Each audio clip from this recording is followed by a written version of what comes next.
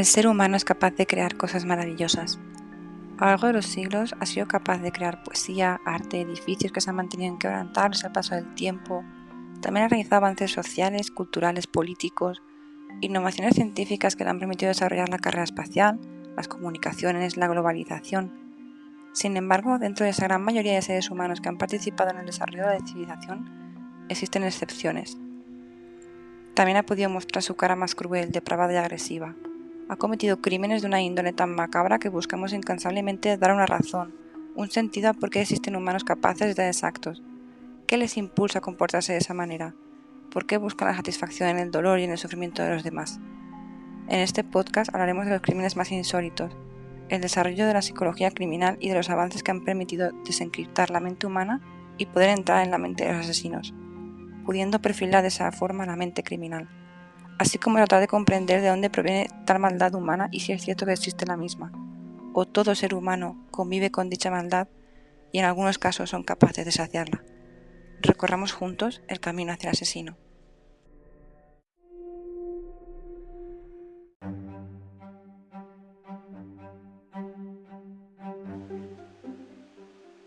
Existen crímenes que se han quedado para siempre en el imaginario colectivo, ya sea por su crudeza, su injusticia o su misterio. En este capítulo hablaremos de aquellos crímenes que resultan imposibles de concebir por todas estas y más razones. Crímenes cuya resolución no era posible, cuyos actos no creíamos capaces al ser humano. Desde el respeto y desde la visión psicológica intentaremos explicarlos y sobre todo entender cómo funcionaba la mente del asesino y cómo la investigación intentó y en algunos casos logró atraparlo.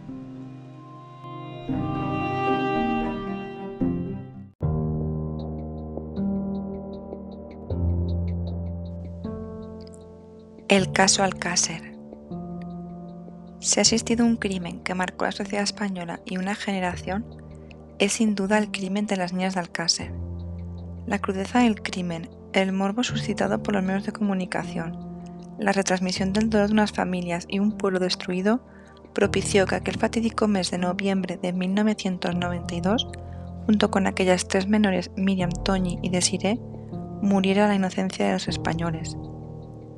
Lo que también hace que este crimen permanezca en las crónicas españolas como uno de los que más conspiraciones ha suscitado es toda la investigación que se realizó, los errores cometidos en el levantamiento de los cadáveres, en las autopsias y la falta de pruebas biológicas que incriminó a dos delincuentes comunes.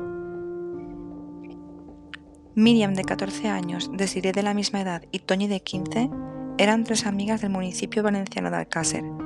A las 8 de la tarde del viernes 13 de noviembre de 1992, salieron con la intención de dirigirse a la discoteca Color, situada a las afueras del municipio colindante de Picassent, antes de su cierre a las 10.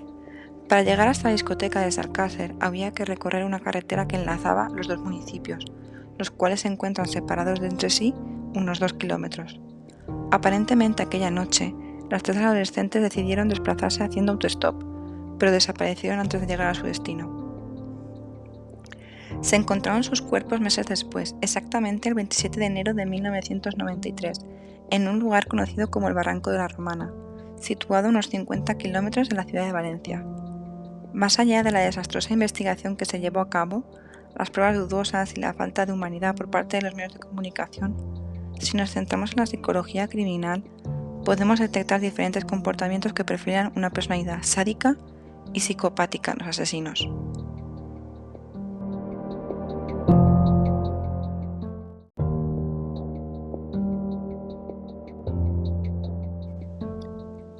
Habían pasado alrededor de 2 meses y medio desde la desaparición, y sin embargo era posible realizar una autopsia completa. Se podía observar la tortura que habían sufrido las menores, y dado que también habían sido abusadas sexualmente, el brutal crimen denotaba unos asesinos con motivación sádica y sexual. Las pruebas demostraron que al menos se trataba de 5 a 7 varones, y hubo indicios de un posible ritual, dado que se encontró una cruz de caravaca en los cuerpos. Los abusos colectivos no suelen cometerse por asesinos en serie habituales, ya que estos suelen ser sujetos solitarios que evitan contar con cómplices. En este caso se trataría de un abuso de poder y de control. La violencia extrema entre un grupo, puede ser de clase social alta o no, se da porque tienen la oportunidad y los medios. Si observamos el comportamiento de los medios de comunicación, entenderemos la fascinación por la violencia que se genera en los seres humanos. Este hecho suscitó que muchos programas de televisión aprovecharan el dolor de unas familias y un pueblo destrozado para, a través del morbo y la atracción que generaba el caso, cometer uno de los episodios más vergonzosos del país, retransmitiendo en directo el anuncio a los padres del hallazgo de los cuerpos de las 3 menores. Este caso se encuentra entre uno de los más nombrados en el marco criminal, por la brutalidad y el sadismo con el que se cometió, por la dudosa actuación policial, la cual siempre ha sido debate de posibles conspiraciones, así como la investigación médico-forense, donde salió a la luz la falta de comunicación entre diferentes profesionales y unas actuaciones que facilitaban la creencia de que a la sociedad no se le contaba toda la verdad y los asesinos seguían en la sombra.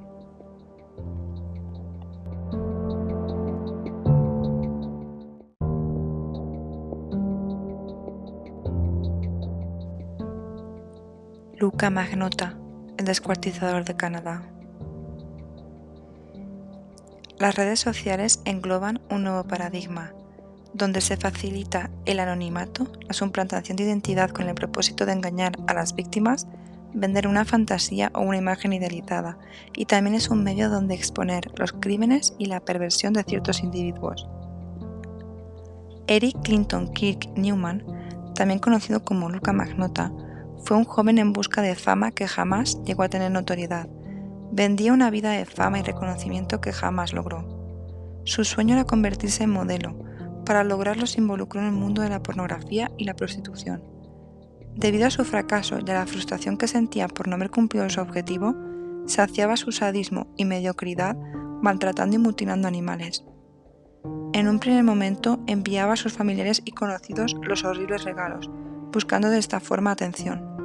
Será este el punto de partida que le llevará a publicar en redes los asesinatos de animales domésticos y que le sirvió, aunque de manera negativa, para alcanzar notoriedad, la fama que tanto ansiaba y un medio para saciar sus impulsos más sádicos. El crimen que cometió y por el que fue atrapado gracias a su narcisismo, ya que la Interpol le detectó en una búsqueda que realizó sobre sí mismo en los cibercafés de Berlín, fue el de Jun Lin, un estudiante universitario de origen chino que se encontraba en Canadá por un intercambio. A través de una aplicación de citas quedó con Magnotta, quien lo degolló, descuartizó, practicó canibalismo y grabó todo el crimen para subirlo a la red. No se trataba de un crimen con finalidad sexual. Tras un amplio diagnóstico se concluyó que Luka Magnotta sufría de trastorno de personalidad histriónico, el cual implica un exceso de emotividad, autodramatización y teatralidad.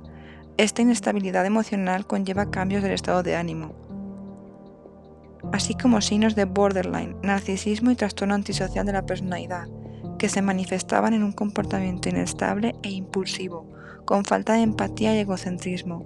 Manipulaba y vulneraba las normas establecidas sin importar el dolor ajeno, con tal de alcanzar su tan ansiado reconocimiento. Las redes fueron su medio para mostrar su lado más oscuro. Jugó con el morbo y el sadismo para alcanzar la fama. Sin embargo, fue su personalidad narcisista quien le convirtió en su propio verdugo.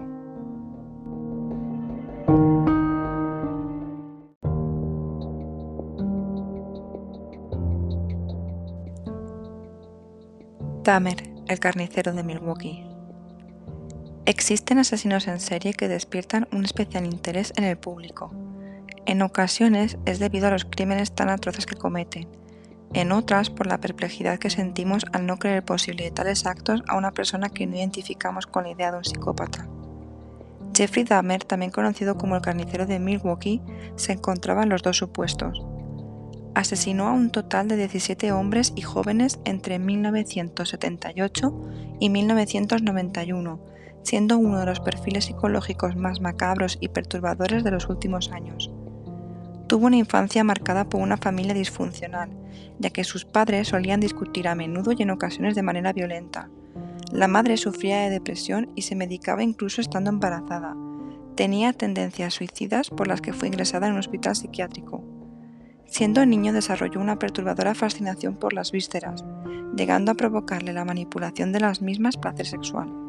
Se mostraba como un adolescente introvertido y antisocial, siendo en esta etapa cuando descubrió su orientación sexual y comenzó a mezclar sus fantasías sexuales con actos violentos, las cuales le obsesionaban.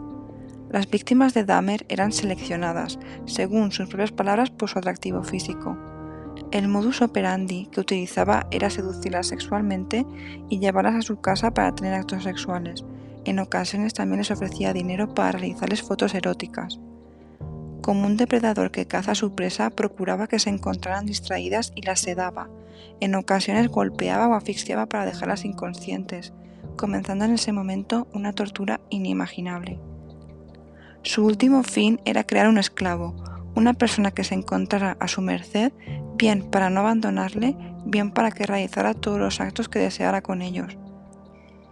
Su primer crimen lo cometió con apenas 18 años. Recogió a un joven llamado Steve Hicks que se encontraba realizando autostop y lo llevó a casa de sus padres. Allí se drogaron y bebieron. Cuando el joven quiso marcharse, Dahmer le golpeó con una barra de hierro y lo mutiló y ocultó debajo de la casa durante años. Este sería el inicio de una serie de crímenes brutales, tanto en el domicilio de su abuela, con quien convivió un tiempo, como en su piso de Milwaukee. Conservaba objetos de las víctimas, así como partes de sus cuerpos, y reconoció masturbarse recordando los crímenes. En julio de 1991, Tracy Edwards logró escapar del apartamento de Dahmer y detener un coche de policía que se encontraba patrullando en las cercanías. Se encontraron fotografías de evisceraciones y restos humanos de 11 personas. Jeffrey Dahmer ocultaba cabezas en el refrigerador, órganos en el congelador, calaveras en los armarios, sangre en las paredes y un bidón de 215 litros con ácido y 3 torsos humanos en descomposición.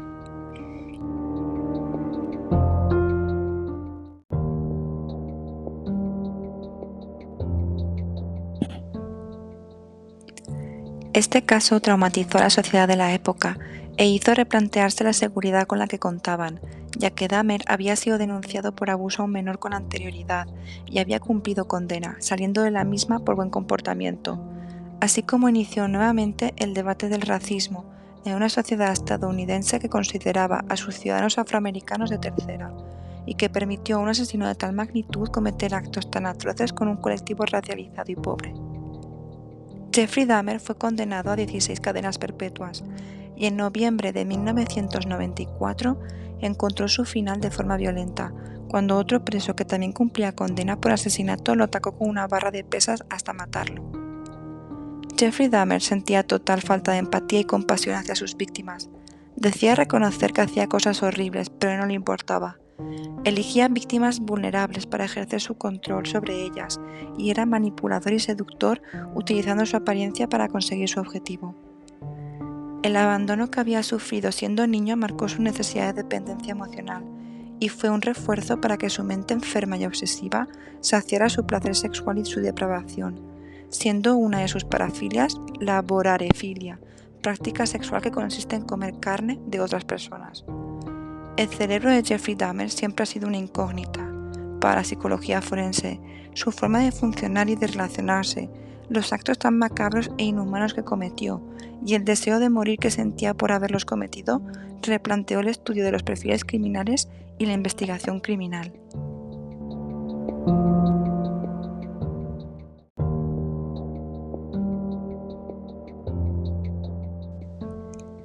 Sylvia Likens, un crimen americano. Sylvia Likens nació el 3 de enero de 1949 en Lebanon, Indiana, Estados Unidos. Sus padres trabajaban en una feria itinerante. Era la tercera de 5 hermanos. La hermana pequeña Jenny había sufrido polio, lo que le dificultaba andar con una de sus piernas. Esto afligía a la pequeña y le obligaba a llevar un aparato ortopédico de acero. Sylvia era una adolescente de 16 años callada, agradable y que caía bien a todo el mundo. Su hermana pequeña Jenny era más tímida debido también a su enfermedad. La vida itinerante de sus padres les preocupaba acerca de la educación y la infancia de las más pequeñas, Sylvia y Jenny, por lo que decidieron dejarlas al cuidado de Gertrude Banaszewski, a quien habían conocido unos días previos en la iglesia, y sus 7 hijos, a cambio de $20 a la semana. Este caso está registrado como uno de los casos de abuso físico más terribles del estado de Indiana. Al principio de su estancia en la casa Banaszewski fue bien. aunque se vislumbró la crueldad de Gertrude cuando los $20 llegaron con retraso la primera semana, y decidió bajar a las dos adolescentes al sótano y obligarlas a bajarse las faldas y las bragas para azotarlas con una pala. Debido a la enfermedad que sufría Jenny, Sylvia se ofreció para ser ella quien recibiera el castigo, siendo esta su sentencia. A pesar de que los padres fueron a visitarlas en las primeras semanas para comprobar que todo estuviera bien, y habiendo ocurrido este hecho, nadie dijo nada, y se fueron tranquilos pensando que sus hijas se encontraban en una buena familia. Nada más lejos de la verdad, tanto Gertrude como sus hijos y varios menores del vecindario abusaron física y psicológicamente de Sylvia. Gertrude Banaszewski odiaba a ambas niñas, sin embargo sentía más repulsa hacia Sylvia, a quien consideraba una muchacha sucia y promiscua. Los castigos iban desde desnudarla delante de todos sus hijos y Jenny, e introducir una botella de cristal de Coca-Cola por la vagina, rompiéndose y causándole desgarros vaginales, hasta dejarla sin comer y obligarla a mirar como los demás comían. Hacía partícipes de esta crueldad a sus hijos, permitiendo y facilitando que estos le dieran brutales palizas. En una ocasión la tiraron por unas escaleras del sótano y esto provocó que se diera un golpe en la cabeza y se quedara inconsciente durante 2 días. La brutalidad a la que fue sometida es inexplicable. Tanto los niños de la casa, algunos de ellos de corta edad como 13 años, así como los adolescentes del barrio, participaban de un juego sádico, brutal, mezquino y cruel con Sylvia. La utilizaban como saco de boxeo, la tenían atada a una viga en el sótano prácticamente desnuda, se alimentaba únicamente de agua y alguna galleta, la insultaban, la humillaban, la quemaban, la pinchaban y escribían con agujas en su cuerpo, la mordían, la acosaban y la violaban. Mientras tanto, Gertrude vendía una imagen al vecindario de ser una madre afligida y luchadora, a la que la habían dejado a cargo de una adolescente problemática, la cual estaba pervirtiendo a sus hijos, ya que decía de ella que era una promiscua, algo que también utilizaban los adolescentes del barrio como razón para herirla y violarla. Poco antes de la muerte de Sylvia, Gertrude le dijo a su hijo mayor que tenía pensado abandonarla en el bosque y que muriera de frío e inanición.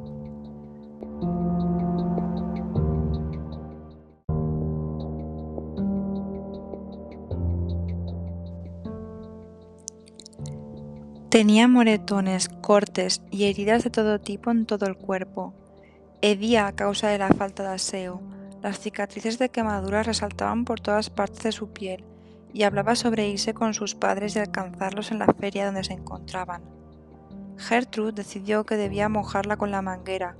Todos se rieron mientras el agua salpicaba sobre el demacrado cuerpo de Sylvia Likens. Al ver que ella no respondía, llamaron a la policía con la esperanza de que le practicaran primeros auxilios y ella se reanimaría milagrosamente, quedando ellos como héroes y que todo estaría bien. Jenny pidió al oficial que la sacara de ahí y le contaría todo. Al oír el testimonio de la pequeña y al ver el cuerpo, consideraron que el asesinato de Sylvia Likens era el peor caso de abuso físico que habían investigado en la historia del estado de Indiana. Sylvia Likens había muerto por hemorragia cerebral, shock y desnutrición.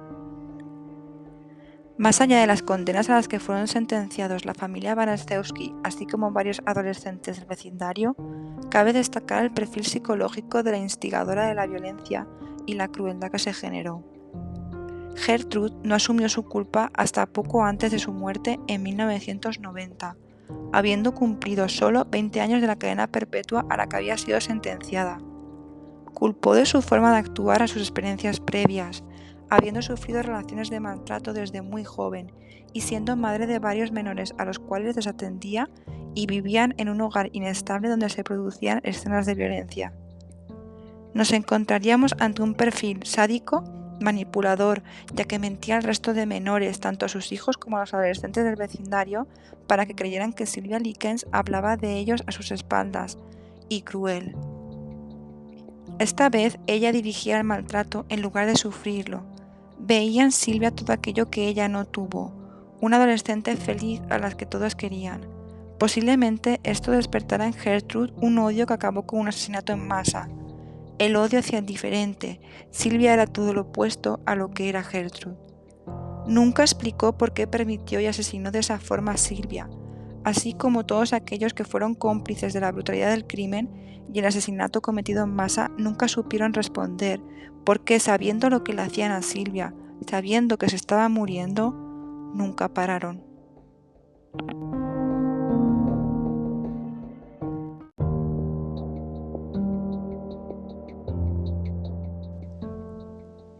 Ted Bundy, el perfil psicópata. Theodore Robert Cowell, también conocido como Ted Bundy, fue uno de los mayores asesinos en serie de Estados Unidos. Asesinó al menos a 35 mujeres y jóvenes, aunque se le atribuyen todavía más asesinatos.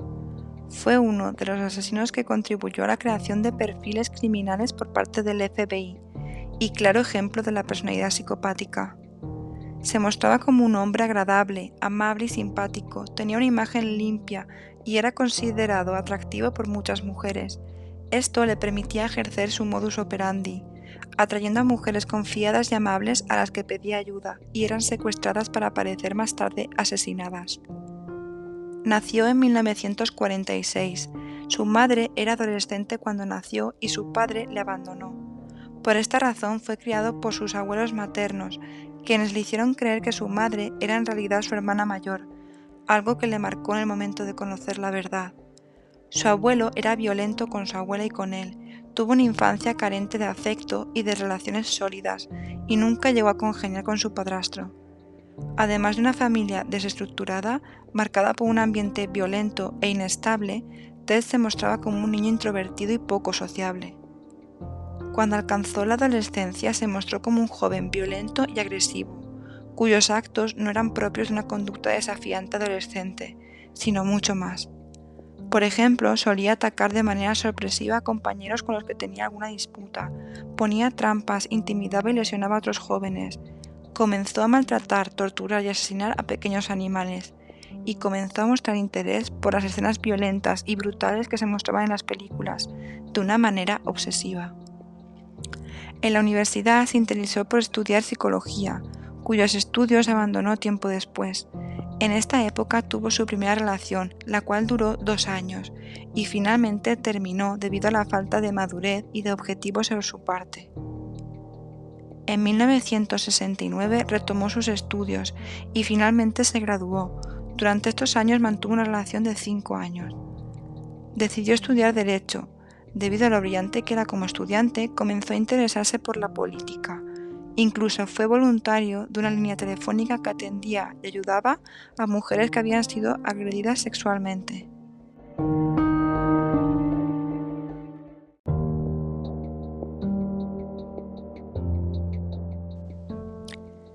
Se cree que comenzó a asesinar en 1974. Cambiaba su modus operandi. Comenzó actuando por la noche, pero al darse cuenta de que era fácil que las mujeres confiaran en él, decidió hacerlo por el día. Fue capturado en 1976 y comenzó un juicio donde le condenaron a 15 años. Sin embargo, tuvo que celebrarse un segundo juicio poco tiempo después, debido a que se encontraron restos de otras mujeres asesinadas en su coche. En este, decidió representarse a sí mismo, por lo que necesitaba utilizar la biblioteca, momento que aprovechó para fugarse delante de los policías que debían vigilarlo. 6 días después fue capturado, fugándose una segunda vez al año siguiente. El 24 de julio de 1979, el jurado lo declaró culpable del asesinato de 2 universitarias y sentenció a pena de muerte por silla eléctrica, convirtiéndose en el último preso que moriría de dicha manera. Asesinó a un total de 35 mujeres, desde enero de 1974 a febrero de 1978.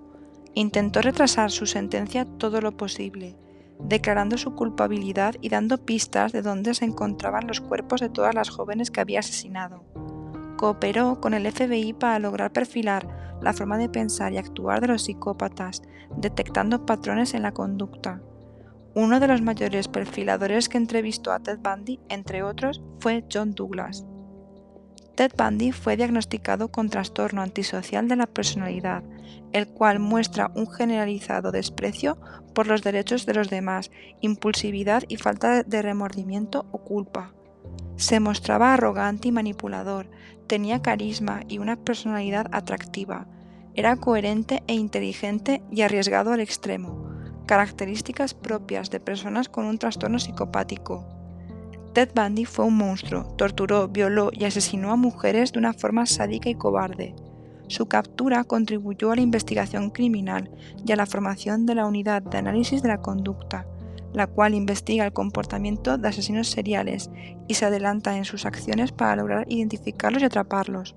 Su soberbia y su conducta sumamente agresiva y sin medida finalmente fueron su sentencia, para capturar y sentenciarle a muerte. Todavía se encuentra en la cultura popular como uno de los mayores asesinos seriales que ha tenido Estados Unidos.